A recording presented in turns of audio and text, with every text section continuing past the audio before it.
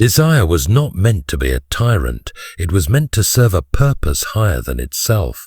It was given to mankind as a reflection of something deeper, richer, more profound than the flesh alone could ever communicate. And yet we have taken this good thing, this holy mystery, and twisted it into something grotesque. What was once noble and life-giving has become ravenous and consuming, a parody of itself. There is no sin more applauded and yet more destructive than the distortion of sexual desire. It lies not in the impulse itself, but in what we have allowed it to become. What once whispered the beauty of unity now screams the slogans of self-satisfaction. The modern man or woman can hardly imagine sexuality without the fog of this corruption clouding their view. It begins with the redefinition of freedom. The world today tells us that to be free is to be unbound by any restraint, any limit, any command that says a no. But true freedom is not the ability to do whatever we please. It is the ability to choose what is good, even when it is hard. What passes for freedom in the realm of sex is in fact slavery to impulse. People speak of liberation, yet they are more imprisoned than ever, addicted to screens, to fantasies, to experiences that leave them emptier after each indulgence. They chase after thrills that once titillated but now barely register. The appetite grows while the satisfaction shrinks. And the tragedy is that most do not even know they are slaves. They smile, they laugh, they call it progress, sophistication, maturity. But their souls grow numb, and their capacity for real love withers in the shadow of counterfeit pleasures.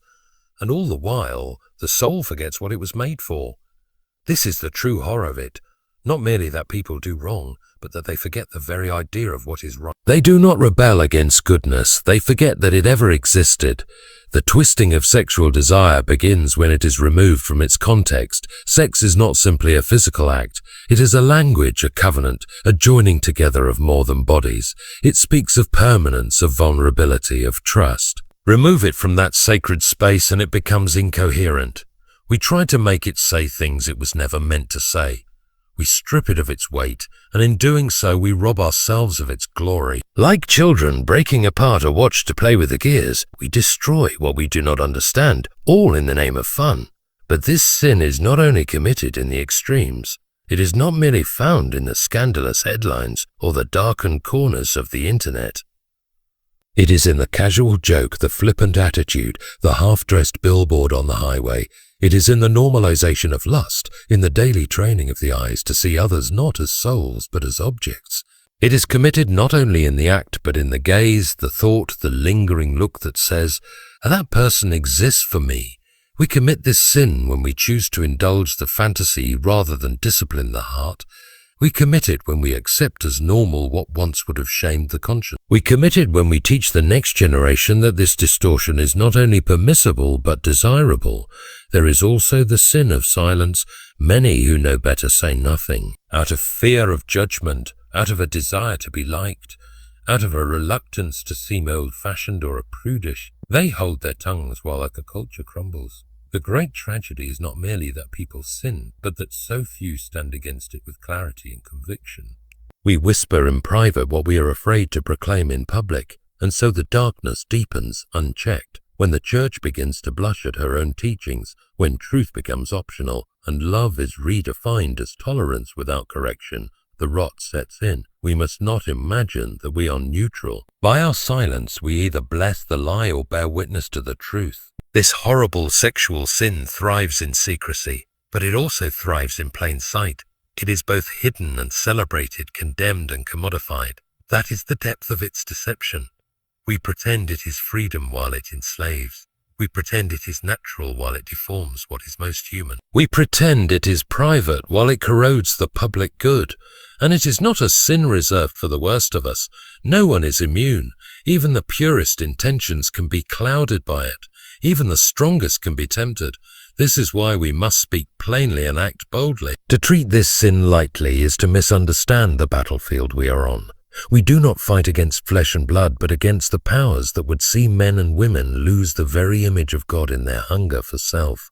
This sin is not terrible because it offends sensibilities. It is terrible because it hollows out the soul. It replaces love with use, intimacy with transaction, purpose with sensation. It trades eternity for a moment, and when the moment fades, it leaves a scar. Some carry these scars quietly, never knowing they can be healed. Others wear them proudly, never realizing they are wounds at all. But all are wounded. No one commits this sin and walks away untouched. We were made for something better. We were made for something whole, and we cannot be made whole until we name the sickness for what it is. The notion that there is such a thing as a private sin is one of the most successful lies ever whispered into the human heart. It appeals to our pride, to our desire for autonomy, to our need to believe that our actions, as long as they do not harm others, are ours alone to manage. But this idea is built on the flimsiest of foundations because no sin, especially no sin involving the distortion of desire, is ever truly private. It may begin in the hidden chambers of the heart. It may thrive in the secrecy of the mind. It may seem to be a solitary affair, but like smoke slipping under a door, it finds its way into every room, every relationship, every part of one's soul and society. It is easy to believe that what one does in secret is contained there, that if no one sees it, if no one knows, if no damage is apparent, then no damage is done. But sin is not a matter of visibility, it is a matter of reality. A cancer does not cease to be deadly because it grows quietly. Poison does not become harmless because it is tasteless, and a soul does not remain whole because its fracture is invisible to the world. Sexual sin, in particular, reshapes the imagination and the will. It warps the inner world long before it shows itself in outer behavior. And when it finally emerges, it does not come as a surprise to the soul that has tolerated it for years. It comes as a consequence. One of the greatest deceptions of our time is the separation of the inner life from the outer life, as if what we meditate on in silence has no bearing on the way we speak, act, or love. But every thought, every indulgence, every private compromise changes. It does not stay in the realm of just me. It alters the lens through which we see others. It rewires the mind's understanding of intimacy, of dignity, of what it means to give and receive. A man who regularly yields to lust, even in the secrecy of his own mind, will eventually lose the ability to look at a woman without calculation. A woman who feeds the fire of fantasy will find real relationship dull and burdensome.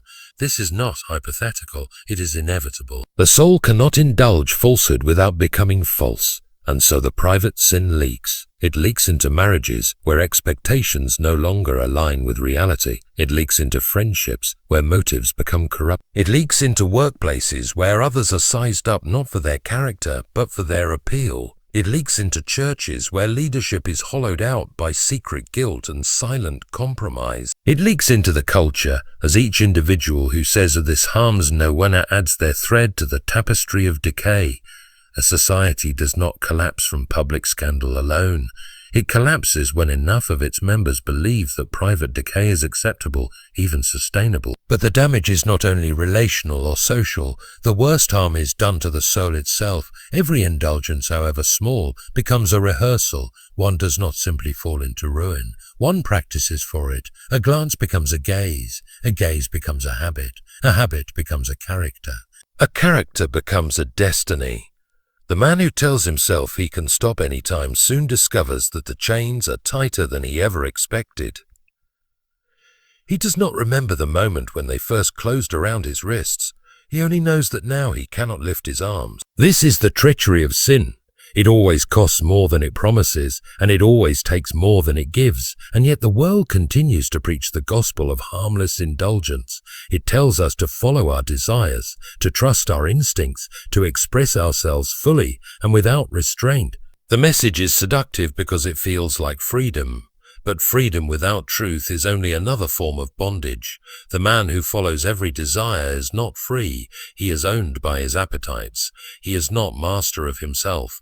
He is a servant to whatever voice shouts loudest from within. And worst of all, he begins to believe that this slavery is normal, that this constant hunger, this restless longing, this inability to be still is simply part of life. But it is not life. It is the slow death of the spirit, masked by temporary pleasure. No one sins in isolation. No one is an island unto themselves. Every sin, especially sexual sin, affects others, even if those others never see it. It alters our presence, our energy, our ability to love purely. It changes the atmosphere of a home, the tone of a conversation, the weight of a father's gaze or a mother's embrace. Children grow up beneath the shadow of sins they never witnessed but still feel. Spouses sense a distance that cannot be explained. Communities lose trust in leaders who wear masks of virtue while hiding hearts of compromise. And we wonder why intimacy feels so rare, why connection is so hard, why love seems fragile. It is because we have allowed the foundation to rot in silence. And so the lie persists that if it harms no one, it is harmless. But this is like saying that a tree can rot from the inside and remain strong. Eventually the storm comes. And when it does, the collapse is total, not because of one great strike, but because of 1,000 quiet permissions given in the dark under the cover of privacy. The truth is that sin is never content to remain hidden. It grows, it spreads, it demands to be fed. And what begins as a choice soon becomes a master. There are some things too sacred to be priced. There are realities so deep, so intimate, that to treat them as products is not merely foolish, it is profane. The human body is one of these things. It is not a commodity. It was never meant to be bought, sold, displayed, or marketed. And yet, in our present age, this very sacred thing, the vessel of personhood, the dwelling place of the soul, has been dragged into the marketplace. What should have evoked reverence now invites consumption. What should have drawn forth wonder now provokes hunger. We have not merely stumbled into this error, we have built industries around it. The commodification of the body is not only found in the obvious places, though they are many. It is not just the strip club, the pornography site, the magazine cover. It is in fashion campaigns, social media trends, reality television, and even in the way young people are taught to view themselves. The body is no longer presented as an expression of identity rooted in the eternal image of God. It is an object of trade. Its value is determined by how well it can attract, arouse, or persuade. It is not what it is that matters. It is what it can do for someone else's attention, wallet, or approval. And this transformation is so subtle, so total, that many no longer even notice it. A teenager curates images of themselves for likes and follows, unaware that they are being trained to evaluate their worth through a lens of desirability. A corporation markets products through carefully posed bodies, reducing beauty to manipulation and seduction.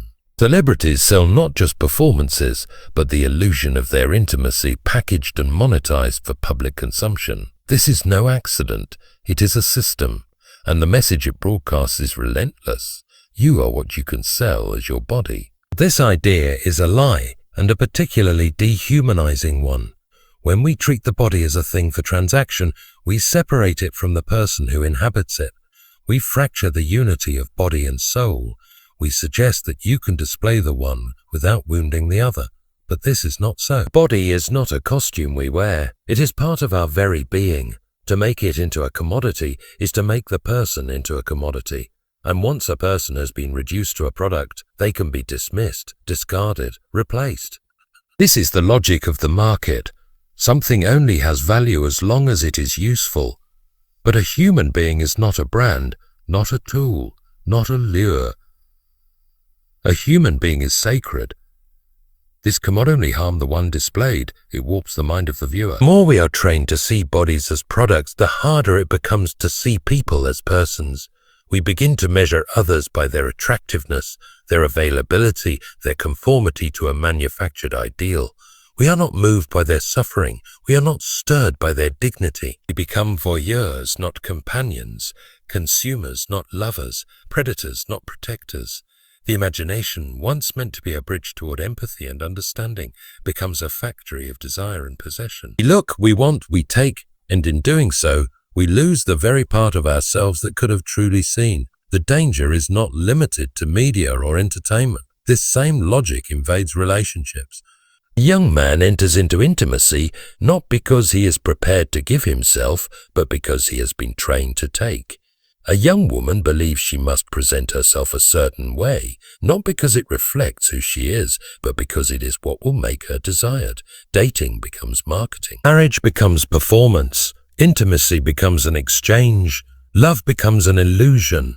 And all the while, both parties remain lonely because transaction cannot satisfy the soul's need for communion. There is an old dignity to the body, one that our ancestors understood and which we have nearly forgotten. It was not the dignity of concealment, but of consecration. To be clothed was not to be ashamed, but to be honored. To reveal oneself was not a means of gain, but a gift reserved for covenant. This view does not come from prudishness, but from reverence. Reverence for mystery. Reverence for the person. Reverence for something too precious to be advertised. We have lost this reverence, and in its place we have built an altar to visibility and profit. Yet, even as the world celebrates this exchange, the soul recoils. People know they are more than what their body can offer. They know they long to be seen, not just watched, to be loved, not just used. They know that something about this game is degrading. They are not supposed to be endlessly marketing themselves to be worthy of affection. Deep down they ache to be valued not for what they show, but for who they are. And this ache is not weakness. It is the last echo of truth in a world deafened by lies. Commodify the body is to cheapen the miracle. It is to turn the temple into a storefront, the altar into a billboard. It is to sell what was meant to be given in love and covenant. And the cost is not only paid in broken relationships or exploited individuals, it is paid in the quiet erosion of human dignity. One transaction at a time. Conscience does not vanish overnight. It erodes, slowly, subtly, almost imperceptibly. The process is not one of sudden rebellion, but of gentle persuasion. It begins not with denial of truth, but with discomfort in hearing it. At first, the soul flinches, a word pricks the heart, a warning stirs the spirit. But over time, as those prickings are ignored, the voice of conscience grows quieter. The ears become dull.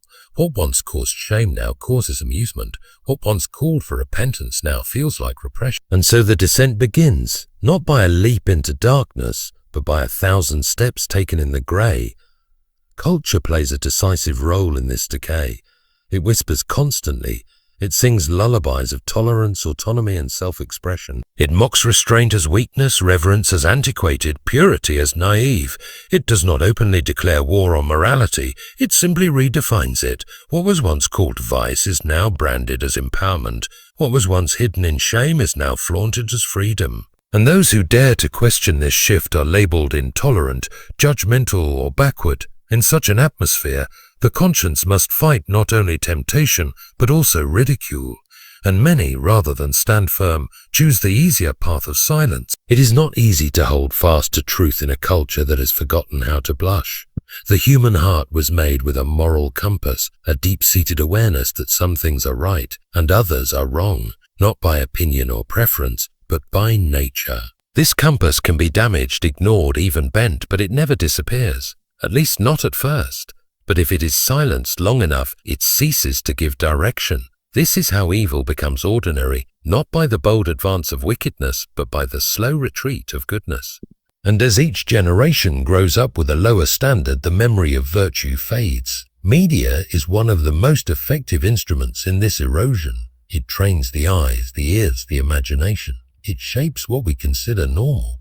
Repetition breeds familiarity, and familiarity breeds acceptance. A scene that once would have shocked now passes without comment. A storyline that once would have been called perverse is now praised as brave. This is not accidental. It is a deliberate numbing of moral sensitivity. And the more one is exposed to moral distortion, the less one feels its sting. The conscience becomes calloused, not by one great wound, but by countless grazes that are never allowed to heal. But this is not just about what is shown. It is about what is missing. The absence of moral clarity is just as deadly as the presence of moral confusion. We are not merely being taught to accept what is wrong. We are being taught to forget what is right. The language of virtue is fading. Words like chastity, fidelity, modesty, and holiness are rarely heard outside of mockery. And when a generation loses the words, it loses the concept. One cannot aspire to what one no longer knows exists. One cannot repent of what one has never been taught to see as sin. Even within institutions that once stood as guardians of truth, the erosion is visible. Churches water down their messages to avoid offense. Parents hesitate to correct for fear of damaging self-esteem. Schools promote self-expression above self-control. The result is a moral fog. a society uncertain of its direction, unable to distinguish between liberty and license, between love and lust, between freedom and destruction. And in the midst of this fog, the conscience gropes in the dark, unsure whether the still small voice it hears is wisdom or guilt. There is a price to this erosion. A conscience weakened does not stop judging. It just stops judging rightly. Instead of convicting us of sin, it begins to excuse it. Instead of directing us to truth, it directs us to comfort. And comfort, when it becomes the highest aim, will justify almost anything. The person with an eroded conscience is not free. They are lost. They feel vaguely unwell, but cannot name the sickness. They feel restless, but cannot locate the source. They feel guilt, but instead of repenting, they suppress it, and suppressed guilt, unacknowledged and unresolved, seeps into every part of life. It sours relationships, clouds decisions, and weakens the will. This is not just an individual tragedy, it is a civilizational one. A culture that can no longer feel moral weight is a culture on the brink of collapse. When conscience is dead, law becomes hollow. When virtue is despised, freedom becomes chaos. The great danger is not that people will do evil, it is that they will no longer recognize it as evil. And when that happens, there is no limit to the depths to which humanity can sink, all while smiling and calling it progress. But perhaps the most chilling effect of an eroded conscience is this.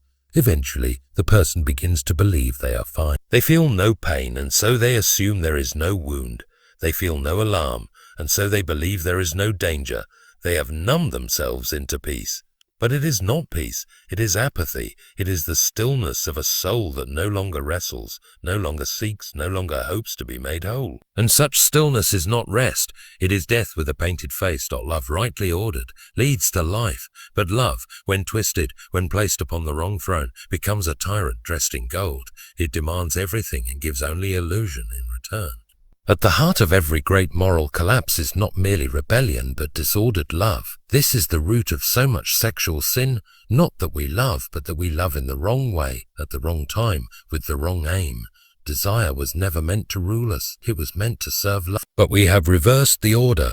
We have enthroned pleasure and made it our God, and in doing so we have unseated devotion. There is nothing wrong with desire. It is part of the architecture of the human heart. But when it ceases to be a servant and becomes a master, it leads us not to wholeness, but to ruin. The very strength of sexual desire, when uncoupled from the purpose for which it was given, becomes a kind of madness. It clouds judgment. It weakens resolve. It rewrites the definitions of love, faithfulness, sacrifice, and covenant until they are barely recognizable. What once was holy is now casual. What once was treasured is now traded. And all because we have confused the spark of longing with the fire of love. Pleasure is a gift, but it was never meant to be a compass. It was meant to be a reward, not a guide, yet many have made it their only measure of truth. If it feels good, it must be right. If it brings me joy, it cannot be wrong. These are not just phrases, they are creeds of a new religion, one that bows before sensation and scoffs at self-control. And this religion has its temples in every corner of culture. In films that equate love with lust, in songs that celebrate betrayal as passion, in apps designed not to foster commitment, but to satisfy urges with minimal cost. But desire divorced from devotion is a wild thing. It does not build, it consumes, it does not nourish, it drains, and it does not satisfy, it only hungers for more. The person who chases pleasure as a god will always be empty, because pleasure, by its very nature, is fleeting. It was never meant to anchor the soul. It cannot carry the weight of identity. It cannot deliver meaning. And so when desire is our highest aim, our loves become thin, our relationships become shallow, and our hearts become brittle. We touch but do not connect. We speak but do not listen. We embrace but do not know. And in the end we are lonelier than when we began. This disordered love does not only manifest in obvious sin, it seeps into subtle places. It appears in the person who avoids sacrifice in their marriage because their spouse no longer fulfills them. It shows itself in the one who trades emotional depth for visual stimulation. It hides in the motivations of those who serve, not from love, but to be admired. Wherever pleasure becomes the point, love begins to erode. Because love, real love, does not ask what it can take, it asks what it can give. It is not a fire that consumes, but a light that leads. It is not self-seeking, but self-offering, and in that offering it finds its truest joy. But our world does not believe this. It has replaced the sacred story of love with the myth of endless passion. It teaches that love means never having to say no, that boundaries are repression, that self-denial is unhealthy. And in this teaching, it breeds a generation unprepared for commitment, unskilled in perseverance, and unable to distinguish between intimacy and infatuation. The result is a trail of broken promises, broken homes, and broken hearts, all casualties of love disordered. And yet the soul was made for more. It was not built to orbit desire. It was made to orbit devotion, devotion to truth, to goodness, to the one who is the author of both. Only when desire is submitted to a higher love can it become what it was meant to be, a source of energy for covenant, a fire within the boundaries of trust, a celebration of the union between body, soul, and spirit. Anything less is counterfeit, anything more is idolatry. And so the war rages, not only around us, but within us. The soul knows it was made for more than passing pleasure, yet the flesh insists it must be gratified. The heart longs for eternity, yet the eyes crave immediacy. The conscience whispers of a higher calling, yet the culture shouts of entitlement. This is not just a matter of morality, it is a matter of love's direction. Will we give our best affections to that which lasts, or to that which fades? Will we serve what is sacred, or will we chase what is easy? To disorder love is to distort reality. It is to ask a shadow to give light, to ask hunger to become food, to ask a feeling to become a foundation, and the house built on such shifting ground cannot stand. There comes a point in every age after the laughter has died down and the glitter has dulled, when humanity must reckon with what it has become. In our own time, that reckoning is not merely social or political, it is deeply spiritual. We have pursued every desire worshipped at the altar of pleasure and called it freedom, but it has not made us whole. It has made us tired, anxious, disconnected, lonely, and into that weariness there comes a call, not a shout, but a summons, quiet and persistent, like a bell heard through fog. It is the call to return to something we were told was old-fashioned, repressive, unnecessary, to return to purity, not as shame, but as strength, not as denial, but as dignity, not as a prison, but as a path back to peace. Purity is not ignorance. It is not the absence of desire nor the denial of beauty. It is the courageous act of holding beauty and reverence instead of conquest. It is the quiet defiance of a world that says, take whatever you want, and instead answers, I will give only what is true. It is not weakness to guard one's body, one's heart, one's gaze. It is not cowardice to say no. On the contrary, in a culture that prizes indulgence, purity is a form of sacred rebellion. It is resistance to the great lie that you are just your appetites, that you are what you crave, that to be fulfilled you must be consumed. No, purity says you are more than that. You are not here to be used or to use others. You are here to love, to give, to build, to become. To recover purity is not to return to shame. Shame is the weapon of the enemy. It chains us to our past. It whispers that we are unworthy. But true purity is not about guilt. It is about glory. It lifts the head. It restores what was lost. It sees the past clearly but does not let it define the future. It takes brokenness and calls it beloved. This is why the call to purity is not just for the untouched, the unblemished. It is for all. No one is beyond this restoration. Purity is not a glass vase that shatters once and is gone. It is a living flame that can be rekindled. And when it burns again, it burns brighter because it has been chosen, not merely inherited. We must reject the idea that purity belongs only to the naive. The world laughs at purity because it does not understand strength. It confuses recklessness with courage, indulgence with confidence. But to deny oneself in the service of love, to guard one's soul for the sake of something greater, that is no small feat.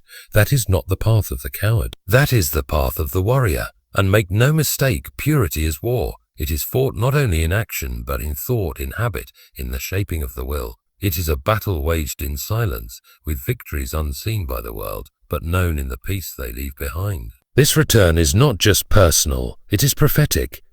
Every act of purity is a witness against the lie that humans are made for consumption. Every choice to honor rather than exploit, to wait rather than rush, to commit rather than sample, is a loud defiance of the culture's idol. It declares, I will not trade my soul for sensation. I will not make sacred things common. I will not bow to the God of now. And in making that stand, something remarkable happens. Others begin to awaken. They see that another way is possible, that what they have always suspected deep down, that they are meant for something more, is not foolishness but truth. This path of return will not be easy. It will be mocked, misunderstood, resisted.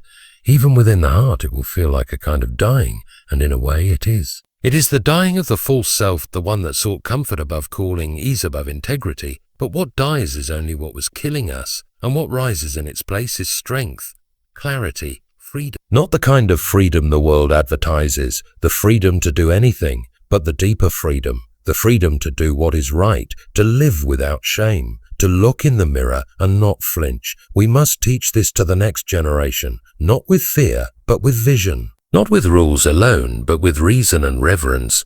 We must paint a picture of purity that is not sterile but radiant.